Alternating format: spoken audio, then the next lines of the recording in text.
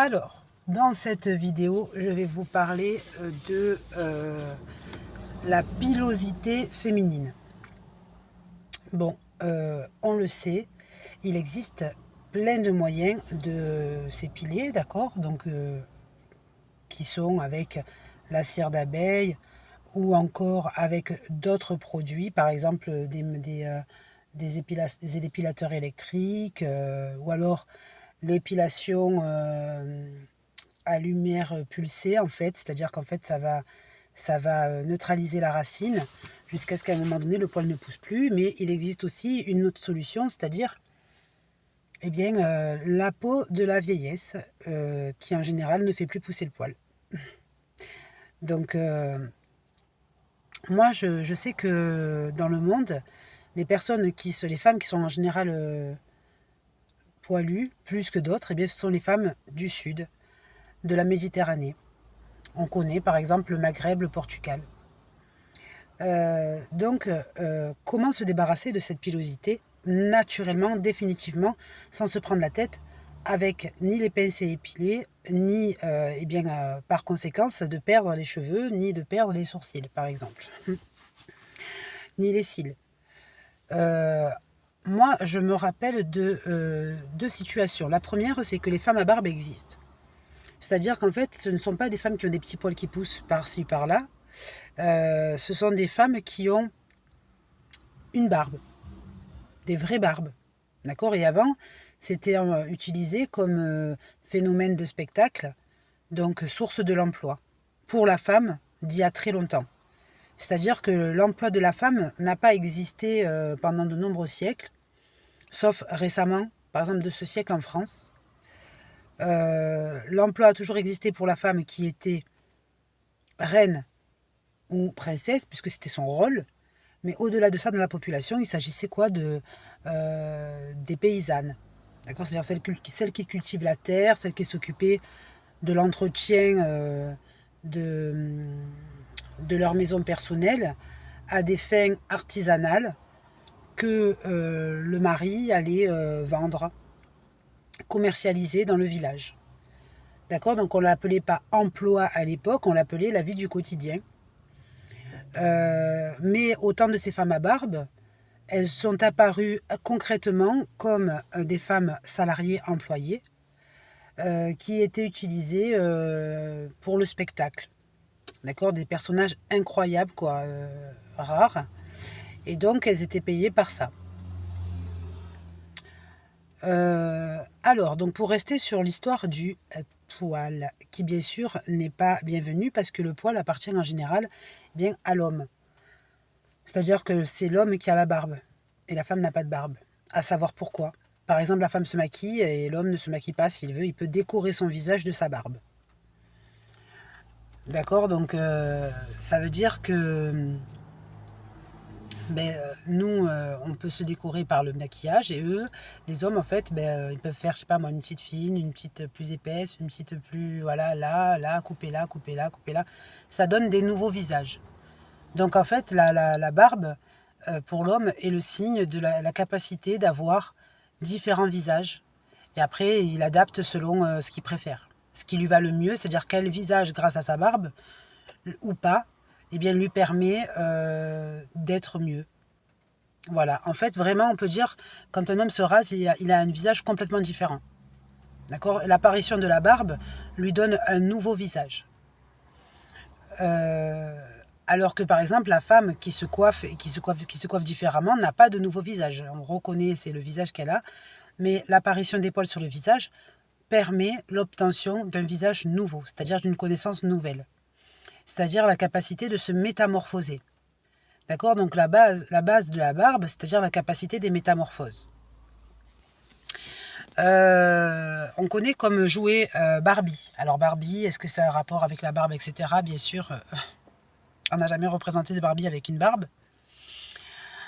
Mais c'est vrai que la métamorphose du jeu lui permet d'obtenir plusieurs personnages que l'enfant lui octroie, au-delà du déguisement qui se trouve dans la boîte. D'accord? C'est-à-dire, par exemple, on va dire Barbie au ski, Barbie surfeuse, Barbie ci, Barbie ça. Tout ça, c'est des déguisements, en fait, qui font que le vêtement de Barbie, qui pourtant est la même Barbie, eh bien, fait son rôle. Donc, encore, on va développer. On va dire au-delà de la génétique. Il y a aussi le comportement. D'accord? Donc, le comportement, l'adaptation. Par exemple, il y a des personnes qu'on appelle androgynes. D'accord? Donc, l'androgynie, c'est la capacité physique ou un handicap, ça dépend pour certaines personnes, eh bien, d'être et masculin et féminin, sans être travesti. D'accord? Donc ça veut dire que la nature de la personne fait que son physique peut la faire croire masculine et peut la faire croire féminine. Et après, ce n'est que dans le savoir de ce que la personne est concrètement qu'on sait si c'est un homme ou une femme. Souvent, par exemple, dans l'homosexualité, ce caractère androgyne est flagrant. D'accord? Donc ça, c'est souvent le cas. Y compris par exemple dans la tenue, dans le comportement, dans la gestuelle. D'accord? Donc, ok, donc ça, on a compris.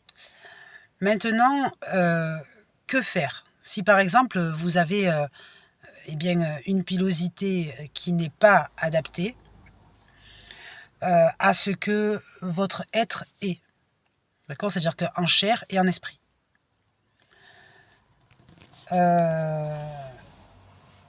Eh bien, il faut... moi, je me rappelle quand j'étais enfant, je jouais au Barbie, un truc tout simple, je jouais au Barbie. C'était vers la période de Noël.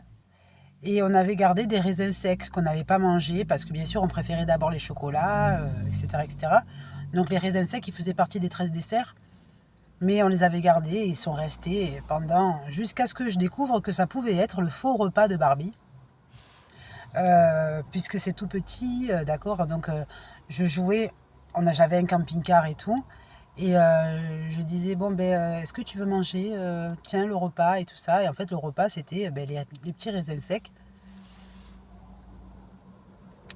Dans ma réflexion assez mystérieuse, je me dis, est-ce que les raisins secs pourraient, dans une pâte faite par cela, c'est-à-dire par exemple, vous prenez les raisins secs, vous les mixez, ça forme une pâte.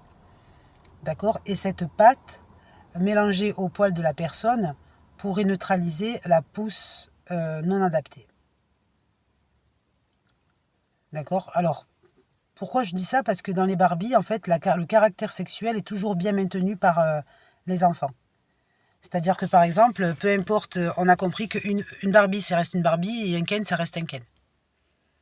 D'accord? Donc après, si par exemple, on leur donne des prénoms différents, on leur invente une histoire, etc. Mais par exemple, on n'a jamais vu que Barbie, par exemple, elle était un homme, quoi. On n'a jamais transformé Barbie en homme, par exemple, d'accord? Donc ça veut dire que... Et Ken, on n'a jamais mis une perruque. Alors, pourquoi je dis ça? Parce que c'est vrai que dans le rapport, sans parler pas du tout de l'homosexualité, dans la relation, d'accord, il y a plusieurs formes de relations qu'on établit avec des personnes. Par exemple, on a la relation familiale, d'accord, de fille à père, de sœur à frère, de frère à cousin, etc. On a aussi de femme à homme en général dans la société. Et ce qui se passe psychologiquement dans un regard qui veut dire « je suis sympa avec toi, je suis gentil avec toi, tu sais que je suis là professionnellement » et ne va pas chercher plus loin, forme automatiquement une métamorphose personnelle. D'accord? Ça veut dire qu'en fait, il n'y a pas de métamorphose physique à proprement dite concrètement, mais quand même, il se passe que dans l'organisme, la position de barrière sur, par exemple, la volonté d'être respectée, tout en étant des femmes, par exemple, émancipées, ou pareil pour les hommes, d'accord, qui sont des hommes qui vivent correctement leur vie, etc., mais qui ont leur épouse ou qui ne cherchent rien de plus auprès d'une autre femme, et il y en a, et heureusement, c'est-à-dire des hommes fidèles, par exemple, en fait, on provoque chimiquement dans notre organisme des cellules métamorphoses qui permettent de se positionner. D'accord? C'est-à-dire, en fait, qui forment des barrières. Ce sont celles-là, ces barrières, en fait, qui... alors, ça ne veut pas dire que les femmes qui n'ont aucune pilosité ne savent pas mettre des barrières, etc. Mais elles naissent sous d'autres formes. D'accord? Donc, ces barrières relationnelles qui permettent toutefois de garder des bonnes relations sans autoriser d'empiéter sur l'imagination qui serait du grand n'importe quoi, par exemple, d'accord, eh bien, forme la pousse du poil. Voilà, tout simplement. Donc ça veut dire que une femme qui sait s'émanciper et à la fois poser son regard sur quiconque et à qui elle autorise ou pas certaines formes de relations, eh bien, forme la pousse du poil à cause de ce que le sang sait ou par la psychologie se métamorphoser.